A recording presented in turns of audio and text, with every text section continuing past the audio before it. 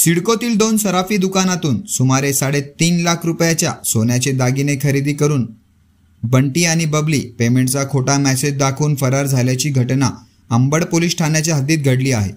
दरम्यान सराफ व्यावसायिकांना गंडा घालणाऱ्या बंटी आणि बबलीचा शोध घेण्याबाबत सिडकोतील सराफ दुकाने चालविणाऱ्या व्यावसायिकांनी अंबड पोलीस ठाण्याचे वरिष्ठ पोलीस निरीक्षक दिलीप ठाकूर यांची भेट घेऊन तक्रार अर्ज दाखल केला आहे।